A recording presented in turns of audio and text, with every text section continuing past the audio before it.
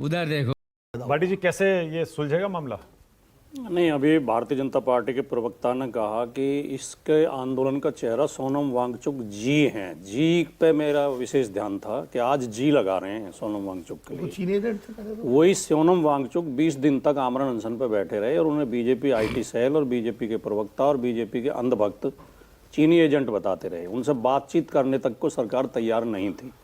ये चमत्कार कब हुआ? ये चमत्कार जब हुआ है जब लाखों युवा छात्र छात्राएं जंतर मंतर पहुंच गए हैं और राहुल गांधी, अखिलेश यादव जी, आम आदमी पार्टी, केजरीवाल जी सब इस आंदोलन के समर्थन में सड़क पर आ गए हैं। तो अगर राजनीतिक लोग इस तरह सड़क पर ना आते और छात्र इस तरह इकट्ठे ना होते तो भारतीय जनता पार्टी सुनने को तैयार नहीं थी। अब कम से कम ये तो मान रहे हैं कि मुद्दा है छात्रों की मांग, छात्रों के प्रति करुणा और सम्मान भी व्यक्त कर रहे हैं हमारे भाई प्रदीप भंडारी जी। आपने बताया कि कुछ एफआईआर हुई हैं और पुलिस वीडियो देख देख के अब उनकी पहचान कर रही है जिन्होंने गड़बड़ी की है। तो क्या पुलिस ने वो वीडियो देखी है कि एक पत्थर से भरा हुआ ट्रक लाके खड़ा किया गया जंतर मंतर पे, और उसके प्रमाण है कि वो पुलिस ने खड़ा किया था, किसी आंदोलनकारी ने खड़ा नहीं किया। एक टूटी हुई वैन लाके खड़ी की गई हो। क्या पुलिस ने वो वीडियो देखे हैं कि निहत्थे निर्दोष लोगों के ऊपर पुलिस बेरहमी से लाठियां बजा रही है? क्या पुलिस ने वो वीडियो देखे हैं कि सिविल कपड़ों में लाठी डंडे लिए हुए गुंडे टाइप लोग छात्रों को पीट रहे हैं, बुरी तरह गालियां दे रहे हैं, अपमानित कर रहे हैं? क्या पुलिस इनकी सबकी पहचान करके इनके खिलाफ कार्रवाई करेगी?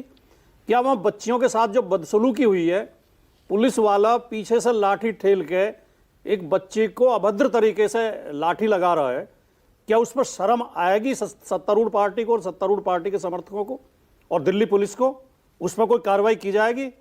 जो राहुल गांधी और अखिलेश यादव जी को कपड़ों से पकड़ के घसीटा गया, मैं उसी पे आ रहा था, अपराधियों की तरह उठाया गया, क्या इस देश में पुलिस इतनी बदतमीज हो गई है या खुद हो गई है या बनाई गई है सरकार के द्वारा? प्रधानमंत्री के घर के बाहर हाई सिक्योरिटी जोन होता है भाटी जी, आपको भी पता है।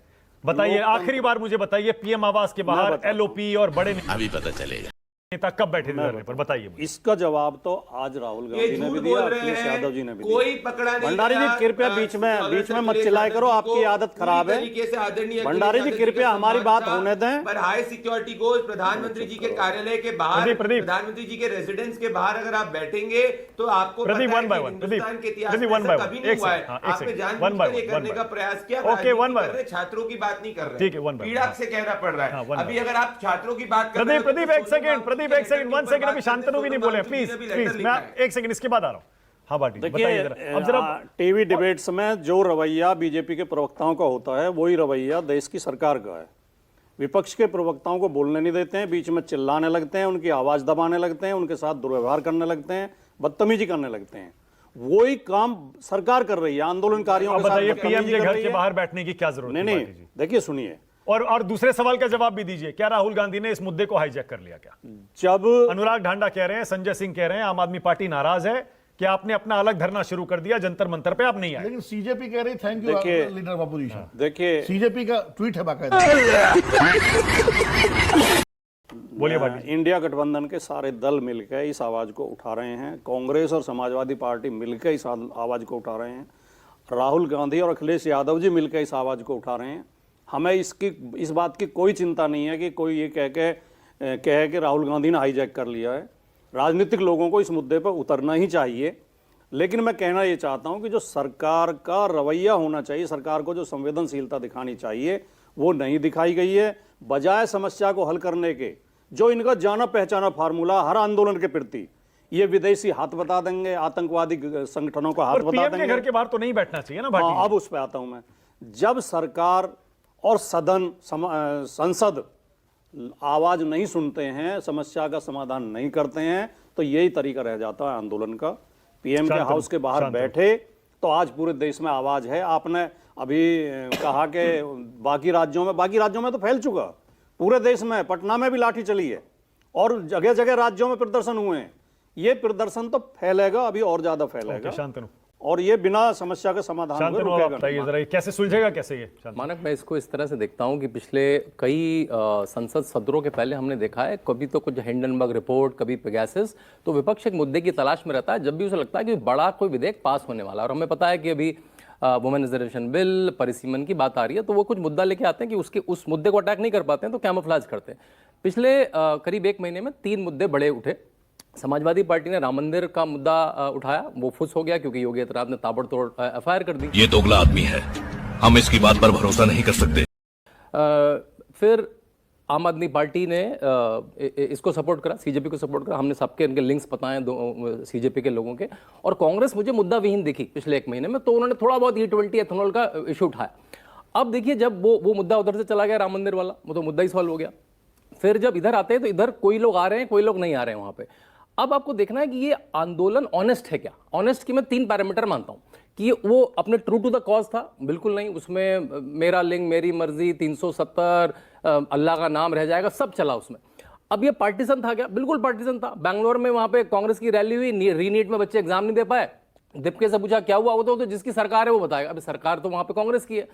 और उन्होंने कभी भी ना पंजाब पे बात करी। आपने प्रियंका गांधी का वीडियो सुना होगा, अभी आज सुबह से वायरल हो रहा है कि राजस्थान में कैसे 17 पेपर लीक हुए। वो मंच में बोल रही है गहलोत साहब के सामने, इतने पेपर, आपने सुना होगा वीडियो। सुबह से प्रियंका गांधी का वीडियो वायरल हो रहा है कि भाई पेपर लीक तो भारत में होते ही हैं। तो उन्होंने उसको कभी भी रेफर किया क्या दीपके ने कि भारत में पेपर लीक समस्या है। तीसरा, मैं उनकी अगर मैं ऑनेस्टी देखना चाहूँ, उनके पास कोई सोल्यूशन था क्या?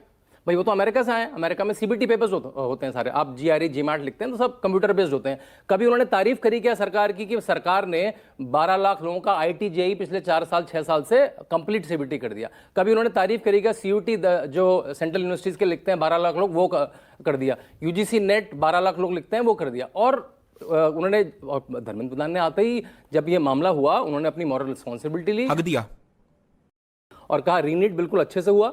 और दोबारा ये भी कहा कि अगली बार से वो भी CBT होगा। CBT क्यों नहीं हो पा रहा है? क्योंकि 22 लाख लोग देते हैं। पिछले 8 साल में करीब 8 लाख सीट डेवलप हो गई हैं भारत में।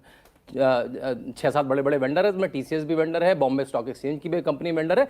ऐसे 7-8 वेंडर डेवलप हो गए जो कभी डेवलप नहीं हुए किसी और। जब यूपी में चुनाव पेपर लीक होते थे इनके समय में, भाई मतलब अखिलेश यादव की पार्टी वहां जा रही है, दीपके उनको अलाउ कैसे कर रहे हैं? जब अखिलेश यादव मंचों से कहते थे मुख्यमंत्री होते हुए, चीटिंग कौन नहीं कर लेता एग्जाम पास होने के लिए, ऐसे व्यक्ति को वो मंच अलाउ कर रहे हैं। मतलब हर व्यक्ति जो चीटिंग में इन्वॉल्व रहा है, उन माफिया में इन्वॉल्व रहा है, उसको वो मंच में अलाउ कर ररे हैं। और जो सोल्यूशन देने की कोशिश कर रहा है, जिस CBT केवल दुनिया में केवल सोल्यूशन है, सबसे बड़ा एग्जाम दुनिया में होता है चाइना में, 1.5 करोड़ लोग देते हैं, गाँव का कुछ नाम है उसका। उसमें जो सेटर होता है, इस बार आपको पता है जो नीट है वो सेटर ने लीक करा, सबको पता है। वो सब अरेस्टेड भी है 13 लोग, जिसने सेट करा वही लीक कर दिया, उसके तो दिमाग में पेपर है। 1.5 महीने के लिए कन्फाइन कर दिया था चाइना में। वो 1 महीना पहले 1 महीना बाद एक तरह से सॉलिटरी कन्फाइनमेंट में रहता है। और मिलिट्री के व्हीकल से जाते हैं। हमारे यहाँ मिलिट्री का इस्तेमाल हुआ है, अब तो मिलिट्री करवाएगी एग्जाम। भाई ऐसे ही होते हैं बड़े पेपर। और मतलब आप ये कह रहे हैं 2 बार नीट का पेपर लीक हुआ? 2 बार? ना, ये तो गलत जानकारी का तो प्रॉब्लम। आप जैसे पत्रकार 2024 में 3 सेंटर थे बिहार के, सुप्रीम कोर्ट ने माना पेपर लीक नहीं हुआ, पेपर कैंसिल नहीं हुआ।